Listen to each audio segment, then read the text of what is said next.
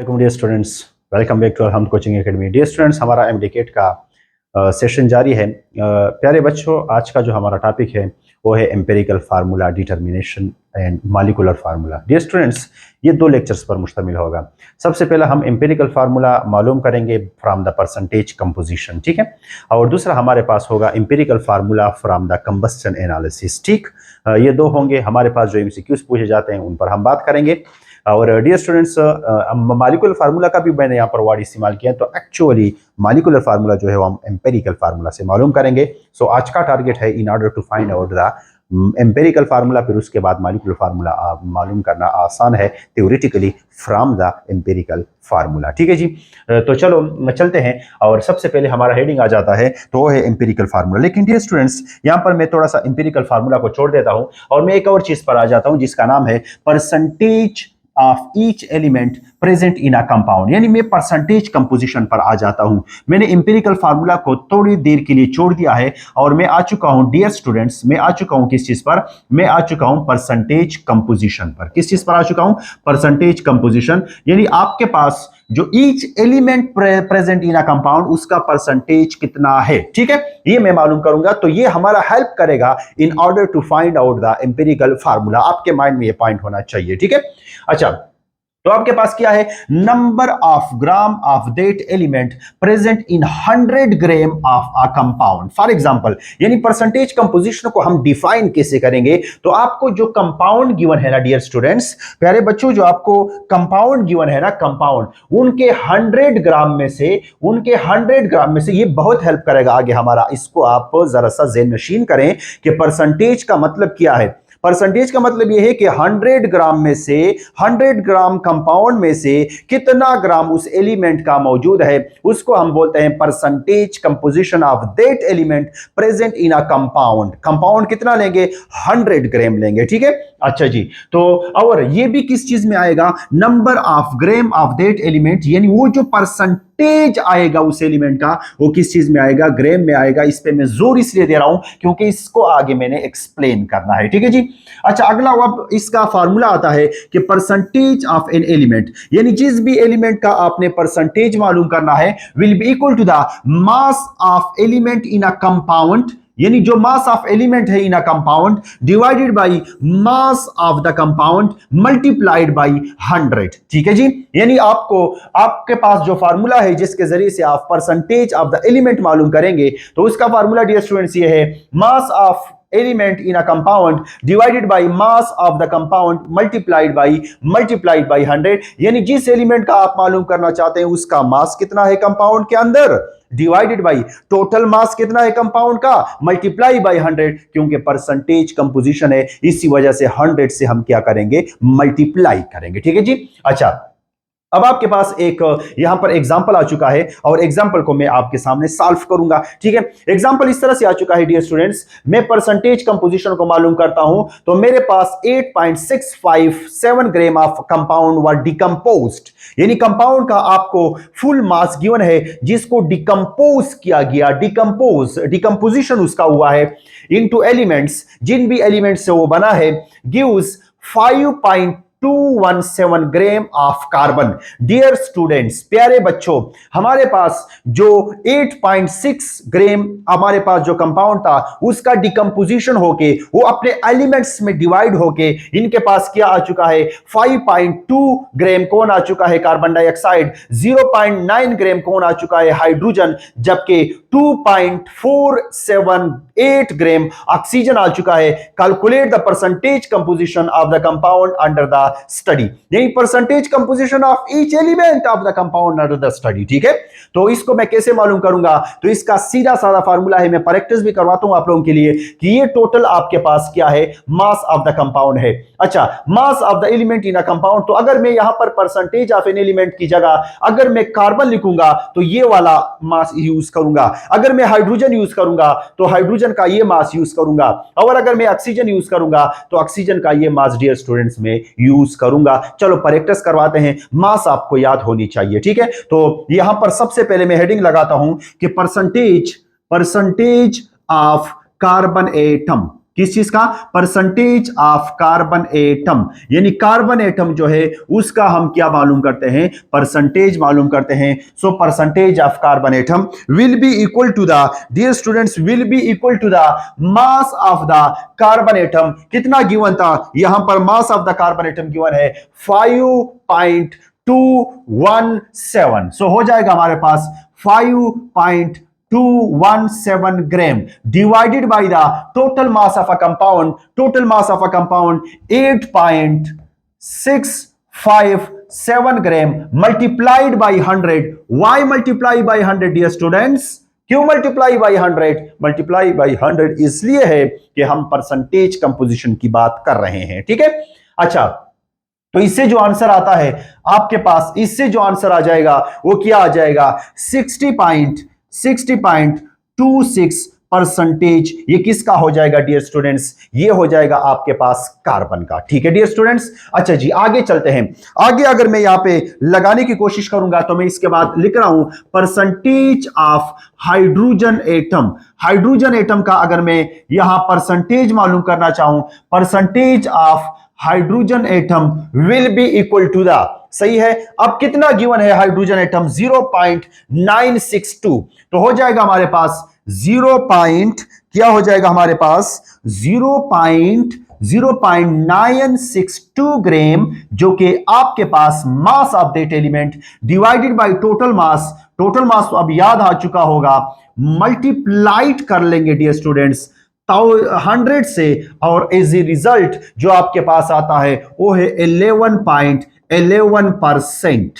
ठीक है जी, इस तरह से आपसे एमसीक्यूज भी पूछा जा सकता है। एमसीक्यूज भी इसी तरह से पूछा जाता है कि आपको टोटल मास गिवन होता है और आपको मास ऑफ दैट एलिमेंट गिवन होता है, और आपसे कहा जाता है कि मालूम करें परसेंटेज ऑफ दैट एलिमेंट। तो आप आसानी से मालूम कर सकते हैं मास of that element divide by the total mass multiply by 100। ये फार्मूला है डियर स्टूडेंट्स। ठीक है, अच्छा, इसके बाद हमारे पास क्या है? इसके बाद है हमारे पास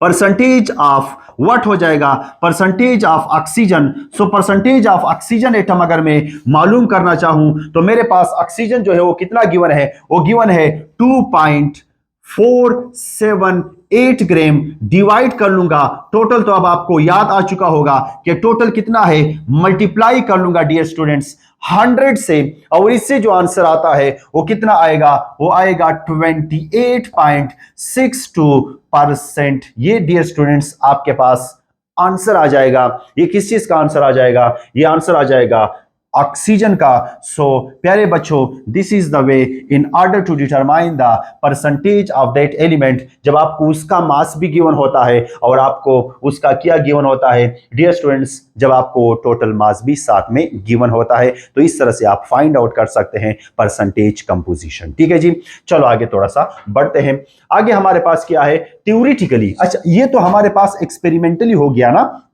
एक्सपेरिमेंटली हमने परसेंटेज कंपोजिशन को मालूम किया कि परसेंटेज कंपोजिशन हम किस तरह से मालूम कर सकते हैं। अब अगर आपके पास आपको कंपाउंड का फार्मूला गिवन हो, क्या गिवन हो? आपको कंपाउंड का फार्मूला गिवन हो, तो तब आप थ्योरेटिकली भी percentage of any element present in a compound मालूम कर सकते हैं। फॉर एग्जांपल हमारे पास क्या है? If a formula of a compound is given, तो आपके पास जो फार्मूला है वो क्या है? Percentage of an element, percentage of an element, जिसका भी आप मालूम करना चाहते हैं, जिसका भी आप मालूम करना चाहते हैं। मैं एग्जांपल में लेता हूं H2O। आपने मुझे कहा कि पानी के अंदर हाइड्रोजन का कितना परसेंट है। ठीक है जी, तो मैं कैसे मालूम करूंगा? तो मैं ऐसे मालूम करूंगा कि हमारे पास percentage of the hydrogen will be equal to the mass of the element in 1 mole of a compound. 1 mole of a compound, यानी अगर आपके पास हाइड्रोजन का मास 1 है, तो हाइड्रोजन को हम टोटल कितना लेते हैं? यहां वाटर के अंदर 2 लेते हैं, तो मास ऑफ द हाइड्रोजन कितना हो जाएगा? 2 ग्राम हो जाएगा। 2 ग्राम हो जाएगा। 2 ग्राम हो जाएगा। ठीक है, डिवाइड कर लेंगे formula mass of the compound. Formula mass of the compound से क्या मतलब है? यानी इसका जो फार्मूला है और इससे जो कैलकुलेटेड मास आता है 18 ग्राम, मल्टीप्लाई कर लेंगे 100 से, तो हमारे पास परसेंटेज ऑफ हाइड्रोजन आ जाएगा। ठीक है, इसका एक और भी फार्मूला है और इससे एक और भी एमसीक्यूज आ जाता है। ठीक है, वो किस तरह से है डियर स्टूडेंट्स, वो मैं आपको बता देता हूं। ठीक है, वो इस तरह से है कि परसेंटेज ऑफ एन एलिमेंट, इसको गौर से सुनो, percentage of an element is equal to mass of one atom, यानी जो एक एटम है उसका mass multiply by number of, इस एमसीक्यूज को सुनो, number of atoms in compound, कितने नंबर ऑफ एटम्स है in a compound, divided by the total mass of compound. Mass of compound वही फार्मूला है, थोड़ा सा मॉडिफाई किया है, मल्टीप्लाई बाई 100, मल्टीप्लाई बाई 100। अब इस एमसीक्यूज कैसे आता है, इस एमसीक्यूज ऐसे आता है, देखो स्टूडेंट्स, आपके पास एक कंपाउंड है, ठीक है, उसमें से मास ऑफ द एटम जो है, for example mass of the atom उसमें से 1 है, कितना है मास ऑफ द एटम उनमें से 1 है, लेट से हाइड्रोजन है, ठीक है, और उस एलिमेंट का वहां पर जो परसेंटेज है, उस एलिमेंट का वहां पर परसेंटेज जो है वो है डियर स्टूडेंट्स 50%, कितना परसेंट है 50% है, और टोटल मास जो है आपके पास, टोटल मास जो है आपके पास कंपाउंड का वो है आपके पास 100 ग्राम, कितना है 100 ग्राम है। तो आपसे क्वेश्चन वो इस तरह से पूछते हैं, क्वेश्चन वो इस तरह से पूछते हैं कि आपको परसेंटेज ऑफ द एलिमेंट भी गिवन होता है, आपको मास ऑफ वन एटम भी गिवन होता है, और आपको टोटल मास भी गिवन होता है, और रिक्वायर्ड वो क्या करते हैं, सुनिएगा बात को, रिक्वायर्ड वो क्या करते हैं, रिक्वायर्ड वो करते हैं number of atom in a compound, सही है। आपको फॉर एग्जांपल कहा गया कि एक कंपाउंड है जिसका टोटल मास इतना है, टोटल मास इतना है, उसके अंदर हाइड्रोजन एटम का मास लेट से 1 है, लेट से 1 है, और हाइड्रोजन एलिमेंट, हाइड्रोजन का जो परसेंटेज है वो 50 है। तो बताएं नंबर ऑफ एटम वो हाइड्रोजन के अंदर कितने होंगे, क्वेश्चन आप गेट कर चुके हैं, तो इसको जस्ट आप रीअरेंज करके इसको सॉल्व कर सकते हैं। फॉर एग्जांपल मैं यहां पर आपको मैं समझा चुका हूं, सो इस तरह से आप उसका नंबर ऑफ एटम भी मालूम कर सकते हैं। ये एमसीक्यूज कई बार पूछा गया है और हम इंशाल्लाह प्रैक्टिस में एमसीक्यूज करेंगे भी, ठीक है। चलो जी आगे चलते हैं। आगे हमारे पास क्या है, एमसीक्यूज आ चुका है, और वो है percentage of carbon in carbon dioxide, percentage of carbon. Still percentage पे हम जा रहे हैं, हमने स्टिल इंपेरिकल फार्मूला को कुछ नहीं कहा है, हम स्टिल किस चीज पे जा रहे हैं, हम परसेंटेज पे डिस्कशन कर रहे हैं, ठीक है जी।